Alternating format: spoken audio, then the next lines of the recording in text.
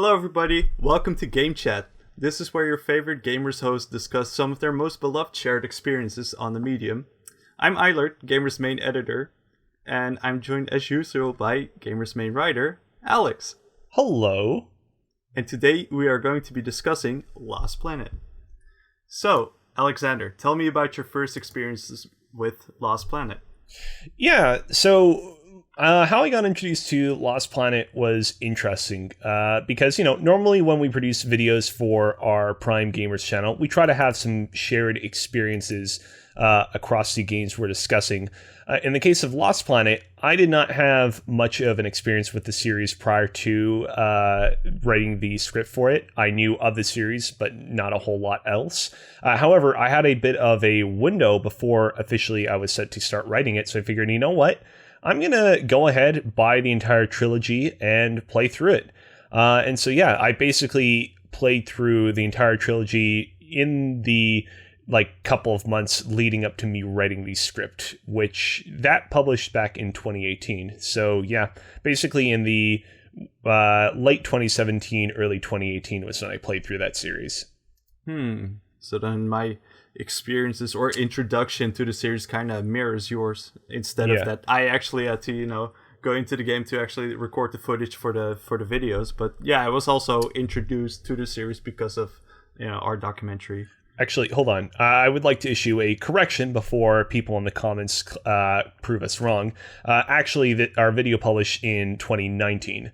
I've been making so many of these scripts by this point that they all just blend together.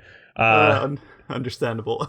Yeah, I actually played through the series basically in the end of 2018, beginning of 2019. All right, and have you played any, Capcom games before doing the Last Planet videos, Dead Rising, for example?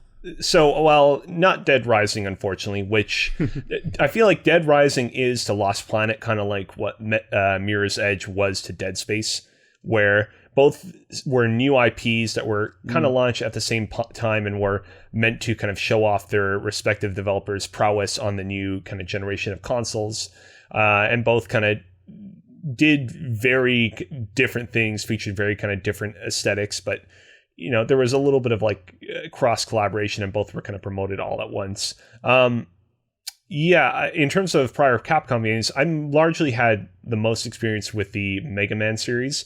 Way back in the day, before I owned a Wii that would allow me to purchase games on that console's virtual console, I would go online, and of course people love to upload old video games for people to freely play on the interwebs. They still do that technically, but my memories of going online to play games that way mainly come from my childhood. And yeah, I had a lot of fun with the Mega Man games. I did not play a lot of other Capcom games kind of growing up in the kind of intermediary of the release of the original Mega Man games and the release of Lost Planet. But when I did eventually get my Wii, I did actually play a game that, in fact, featured Lost Planet components in it, which was Tatsunoko vs. Capcom, which was the crossover fighting game that released on the Wii in 2009, and which featured one of the main mechs from Lost Planet as one of its fighters. Correct. Yeah, I remember you writing that little thing in the script, and I had to go, download a Wii emulator and then the Wii game so that I could, record footage of that very specific reference of the very specific mech in that very specific game. But yeah, I recall that. No, my experiences with Capcom have relatively been the same. I've always been intrigued by the kind of games that Capcom has offered, but me being a PC gamer and Capcom having historically never been too active on PC before, kind of the seventh console generation, turned me unfortunately away from a lot of their games. So yeah.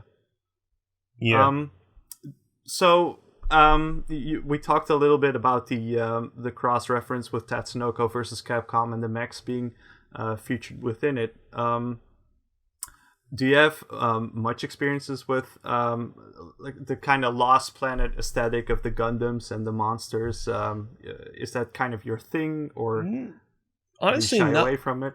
not really. No, I actually, in fact, do watch a lot of anime. Which some anime series were a heavy influence on Lost Planet's design and aesthetic, but not really when it comes to mech. I haven't even watched Evangelion yet, which I feel is sort of like I can't think of a good point of comparison, but it's like the anime to watch. Even if you haven't seen anime, you may have seen Evangelion yet. So probably should get around to that. Please don't, butcher me in the comments. Yeah, no, I have something similar in that I do love mechs, but not so much the Japanese design mechs, but more like the contemporary future. Like, I don't know if you are familiar with Battlefield 2142's design aesthetic. Yeah, somewhat. But it featured these mechs that were kind of like, hey, how would a mech look like, 100 years into the future kind of thing, right? So where it isn't so much a futuristic, thing with super weapons and all that sort of stuff that functions very much as a large human being, but more so, just an ATST, but more fleshed out.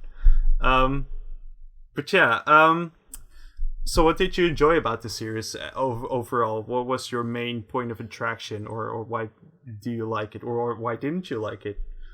I mean, it's really interesting. The original Lost Planet, I give them an A for effort. I can't say that it's anywhere near my list of favorite games of all time.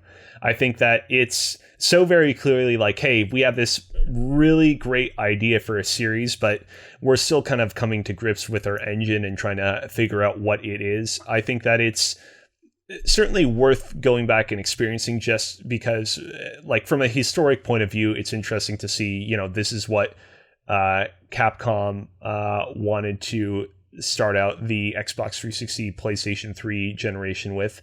I think that overall, though, it's a little bit too punitive and just a little bit it's lacking in polish in a lot of areas for me to kind of fully recommend it gung-ho. Lost Planet 2, though, was where I feel like Lost Planet 2 is far from a perfect game, but I feel like they took a lot of what worked in the original Lost Planet. They kind of rounded off a lot of the rough edges, and I think produced a lot more of a enjoyable experience that allowed for a lot of creativity in terms of, like, do you want to approach this level or this section of a level next? Do you want to approach it with guns in a way that I didn't really feel was true of the original Lost Planet? And then Lost Planet 3, Lost Planet 3 is a game that a lot of people have a lot of disdain for, and understandably so. It took this very, like, distinctly Japanese style third-person shooter series and turned it into a very generic, cut from the wool, like, what American style third-person shooter series. Mm-hmm. But I was shocked at how riveted I was by the story and characters of Lost Planet 3. And I mean, it's not a coincidence that a lot of the creative individuals that were attached to Lost Planet 3 went on to go and play God of War, went on to serve as some of the main writers and designers on God of War 2018, which totally coincidentally, I just started playing again a couple of days ago, and which I'm really enjoying. Cool. Yeah, I was also kind of surprised to find out that little tidbit of information when we were making the video. For me, I'd say that Lost Planet 1 was such an interesting anomaly, because I remember the launch of the Xbox 360 so well, in that Lost Planet kind of stood out as this Japanese-made game that was being released on a Western console exclusively as well, because it only launched on the 360 back in the day. And that to me alone was such an interesting selling point. But I didn't go on to purchase the console, so I didn't play it at the time. When I did play it, though, I found it very interesting. I saw what they were going for, but I believe that Lost Planet 2 much more strongly realized that vision, and it played more smoothly, and also having the option to kind of soldier through the campaign with your friends and having the co-op work very easily. I think that was a very, very good feature. And then Lost Planet 3, as you mentioned, it kind of bucked the whole trend and became a Western-style shooter. I'll admit that I didn't really play Lost Planet 3 through to the end. I only recorded parts of the game for the footage of the video. But so I don't have a strong opinion on the story, but I wasn't really too put off by the gameplay either way. I could see myself very much revisiting the game at some point to kind of give it a second chance. I mean, I'll say this. Lost Planet 3 does not tremendously improve over the course of its duration. It's not like you get to the end and it's like, oh my god, this started off kind of awkward, but it really found its footing. It's kind of the same kind of game the whole way through. But throughout the entire experience, it does two things really well. I think one thing that it does really well is it kind of gets you into the mindset of basically this interstellar miner, which is what your character is. It's have you ever played the game Papers, Please? I saw gameplay of it, but I've never played it, no. It's basically an indie game that was released, I believe, in 2013 by Lucas Pope. The whole point of the game is that you're basically a border officer on the border of like a former Soviet republic or something to that effect. And the thing that makes that game so like memorable and made it so acclaimed at the time of its release is it really does a great job at getting you in the mindset of this border patrol officer. The experience is specifically mundane and boring and monotonous in such a way that by the end of a kind of session of that game, you really begin to understand why like a lot of like border officers and similar people of their nature are like, they can often seem very curmudgeonly and very irritable and angry. And I feel like this game is very similar in that playing through it, you really get the sense that the job that this person is assigned is very like mundane and boring, and that he is sort of this very, very small cog in a larger machine. And I totally see why some people would look at that and be like, well, this is boring. This is why go for this after the extremities of Lost Planet 1 and 2, where you're zipping around in space and giant robots. But I think that it does a really fantastic job at, again, just selling you a kind of state of being, kind of like the life of a human being. And one thing that I appreciate is that towards the end of the game, The Lost Planet 3 never breaks with that. Eventually, at the end, the kind of military of the corporation that you're serving comes in and basically tries to take you out. And you manage to hold your own, not because you suddenly become a super soldier or anything of that nature. You're still a blue-collar worker until the very end, but because you are kind of familiar with the terrain around you, and because you're very familiar with the tools and equipment that you use, you just like have enough combined experience that you're able to kind of hold your own just well enough. And I really appreciated that. I see. So it kind of draws from Dead Space as well in that regard, where you're just like you're an average Joe, but you have to make do with the tools that are afforded to you, right? Right. Which I feel like that would be an interesting discussion to have, like how Dead Space depicts blue collar workers versus how Lost Planet 3 depicts blue collar workers, and how, you know, one was successful in what it did, how one was not as successful, how one, you know, strove for realism, how one didn't, etc. We'll keep it in mind for a future video. Yeah. But yeah, you mentioned that the whole gameplay stood in such a stark contrast from the former entries in the franchise. Which do you feel like kind of draws your preference in that regard? Do you enjoy the arcade like Lost Planet 1 and 2, or the seriousness of Lost Planet 3? I mean, in terms of like, I don't think that any entry in the series is perfect, but I think that at the end of the day, I would probably have to side with Lost Planet 2's gameplay. Just because I feel like it was most immediately enjoyable in that regard. But I tip my hat to Lost Planet 3, but I think I have to go with Lost Planet 3 kind of by default.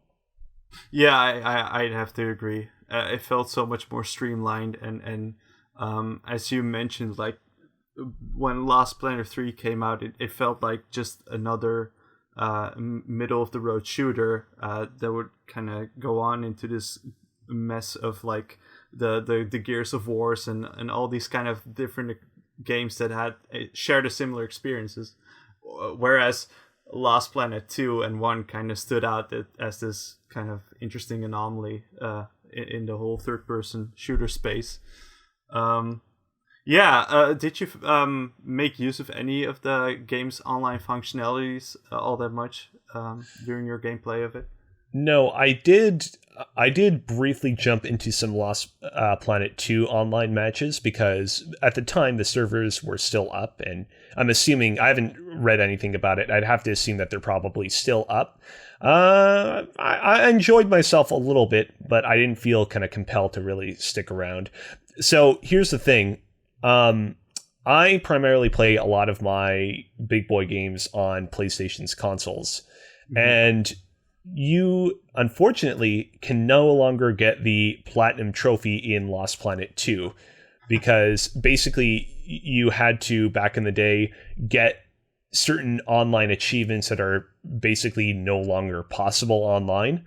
And so the thing is that if I'm ever playing a game on PlayStation and it has multiplayer trophies attached and you can still get all those multiplayer trophies, I would, consider it, going for it and taking time out of my day to do that stuff. But with Lost Planet 2, it's like, no matter how many hours of multiplayer that you play, you still won't be able to get the platinum. So yeah, I feel like that's also kind of an oversight in the whole achievement category in general, where a lot of these developers or publishers, it seems that they believe that their multiplayer functionality will last forever and that players won't be barred at some point, trying to achieve an achievement. That's kind of a, I don't know. Yeah. I always find it very funny. Sorry, I do want to briefly say though, even if that one multiplayer thing I was discussing with Lost Planet 2 was still available though, I still don't know that I would have gone for the platinum trophy in this game because the requirements to get the platinum trophy in Lost Planet 2 are out of this world insane. Yeah. Hold on a very quick second. So normally when you read up a trophy guide on like, here's how to platinum this game, they'll give you like a breakdown, like, hey, here are all the online trophies, here are the offline trophies, here are any missable trophies, here are any difficulty associated trophies, and here is the approximate amount of time to platinum this game. I'm on the PlayStation Trophy Guide for Lost Planet 2 on the website PlayStationTrophies.org, and it says the approximate time to platinum the game is 250 plus hours. Oh, wow. And it has a estimated difficulty rating for the trophy at 9.11 out of 10. Which, like, for context, like a game, like a modern AAA game from Sony, like Uncharted 4 or Spider-Man or Horizon Zero Dawn, those games will be like a 3 or a 4 out of 10. Mm-hmm. And this is a 9. But I would also assume that, getting platinum on Lost Planet 2 would give you a whole lot more bragging rights as opposed that to is those true. games. That is definitely true. But I just don't have the time or the means, unfortunately. No, you would have to. An average person would have to cut out their daytime job just to get that game on platinum. Oh my god, yeah. So, going back to the single player real quick, are you a person that enjoyed, like, you mentioned enjoying the whole seriousness of Lost Planet 3 story, but in terms of story in the first two Lost Planet, were you a fan of them, or did it go over your head? The story in the original Lost Planet 1, I don't know about you, but I couldn't understand it at all. Yeah, no, same, definitely. Yeah, and it's funny because there are some kind of prominent voice actors in the original Lost Planet. Like, for example, Nolan North, who voices Nathan Drake and many other beloved characters throughout video game history. He voices a prominent character in that game's single player campaign, and I just feel really bad for him because I'm like, I don't think he even understood what he was saying. It all felt so obtuse, and I like at so many points I was just kind of confused as to what I'm even looking at, So, but I'll admit that I kind of have that problem more with Japanese games where they try to give you a whole lot of lore and they just kind of dump that on you. But yeah, that I don't know. It feels like more indicative of Japanese games as a whole. Yeah, Lost Planet 2 was definitely, it was more straightforward, but I still wouldn't call it great. What I did enjoy about Lost Planet 2 is that they kind of tried to show you the whole story and the conflicts from different perspectives. I felt that was really cool, and it also kind of gave them the excuse to model a lot of different terrains and worlds, which I definitely feel more strongly about than the kind of monotonous snowy planet of the first Lost Planet game. Yeah. I will say, though, I was a little bit disappointed that... So in Lost Planet 2, they introduced that there are these sort of 5 different factions vying for power across the planet that the game takes place on. But you only really get to view the game from the perspective of like 3 different factions, basically. There are like 2 different factions that I feel like you never really get to see. I'm kind of... Because you played mercenaries, soldiers, and then... Right. They're like the fight junkies or whatever. Yeah, correct. Huh. Okay. No, I've never really thought about it that much. I mean, the game is also like pretty loaded as it is, so like I don't know if that would have made a difference for the better, but anyways. Sure. Did you make use of the mechs all that much throughout the story, or were you more of a weapons kind of guy? I feel like I was kind of like whatever works best in this scenario. I will say I really do appreciate the kind of disposable nature of the mechs in the first game, and especially in the second game. I like the idea that like it's not like a mech is a super high-powered weapon that you only get access to very rarely. It is just like, yeah, just use a mech whenever it suits you best. But yeah, I would say that I kind of just used whatever was available at my disposal. Huh. I would have to agree in that sense, but I also feel like there may be a lost opportunity in having something like Titanfall where your mech is kind of unique to you and that you can maybe upgrade and customize over time. I think that would be really cool for something in the Lost Planet universe as well, but yeah, I don't know. So how do you feel about the comparisons being made to Monster Hunter with regards to the Lost Planet franchise? Do you feel that it's a fair comparison, or? So like this is something that I wanted to kind of discuss about this game, and I feel like we reference the Monster Hunter series kind of briefly in the Lost Planet video that we published on the Prime GVMERS channel, but like. The thing about this series is I feel like the first game, when that game came out, it was generally well-liked. People enjoyed it for what it was. I personally feel like people largely gravitated towards it because it was something new and it was kind of the beginning of the console generation.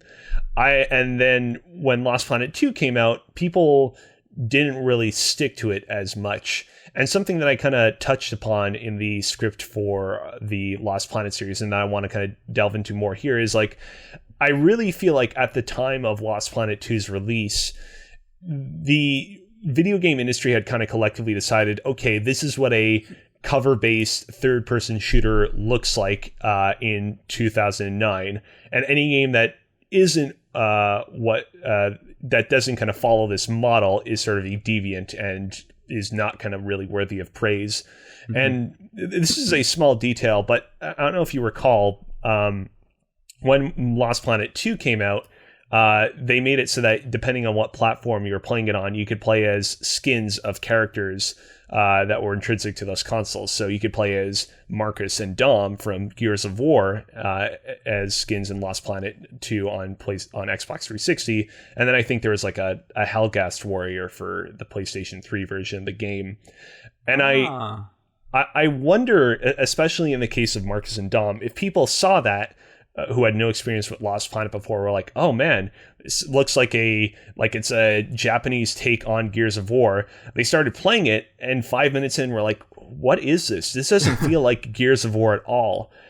And like, what I really do wonder is, the Monster Hunter series was popular at the time of the Lost Planet series kind of heyday, but it was really only popular in Japan, and it took some time for the series to really pop off here in the West and become a multi-million seller with Monster Hunter World recently.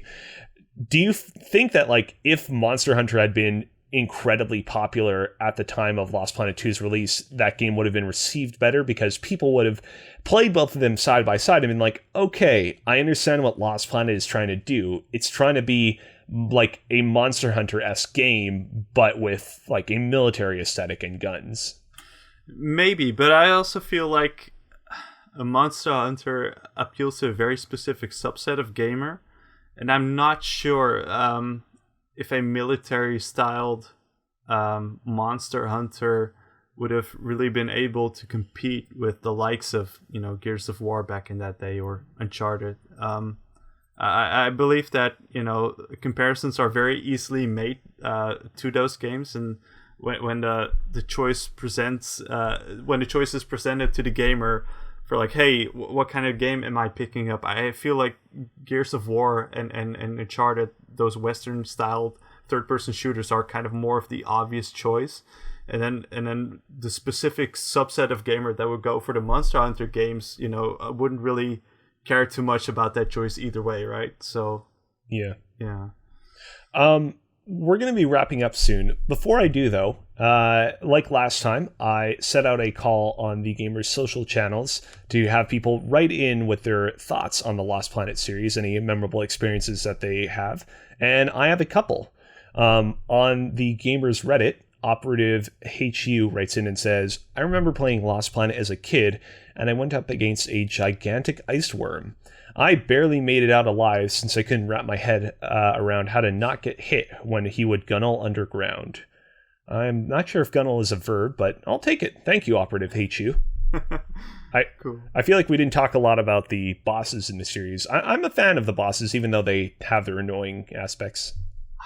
You know what it is with me in these games? I mean, whenever I'm confronted with the boss, I'm like, oh man, or here we go again, right? I feel like I sometimes like it, but then it also, there's a chore you have to kind of go over, or I don't know. I have mixed feelings about it, but I didn't really feel that badly about it. There were definitely some monsters in Lost Planet 2 that I felt like, man, this design is like really cool. So yeah.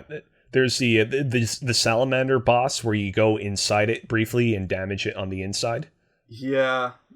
Oh man, I remember that lizard kind of boss in the mountains that comes at you. It's like in the first couple of minutes of our Lost Planet documentary, and it's so cool and it's so ominous. And I don't know, I like that larger than life kind of design in video games.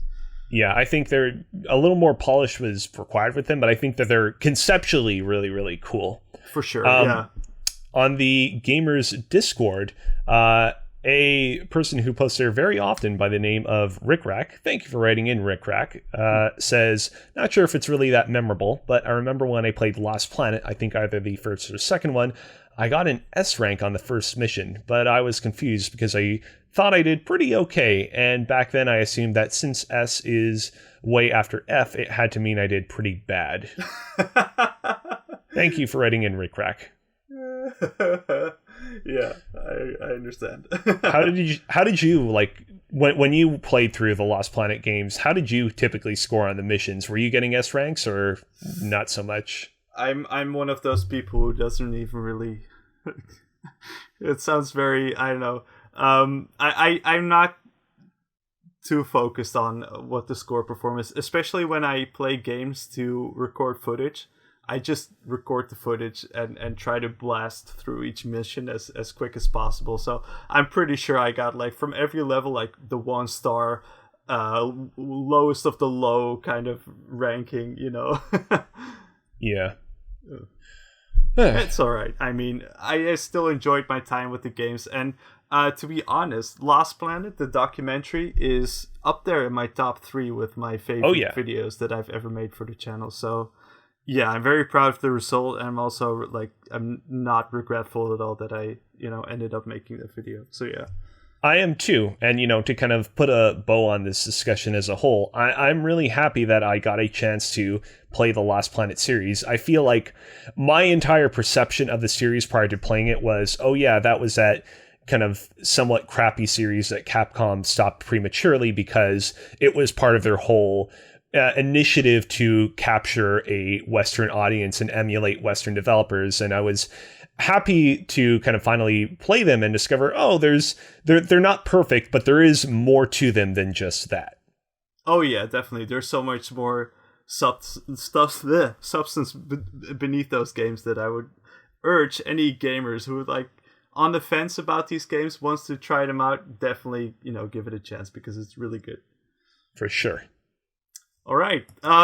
So if you enjoyed listening to this episode, be sure to subscribe to it on whatever podcast service you listen to it on, and to follow us over at Twitter. That's gamers_, so GVMERS _ to find out when new installments of all our shows will be made available.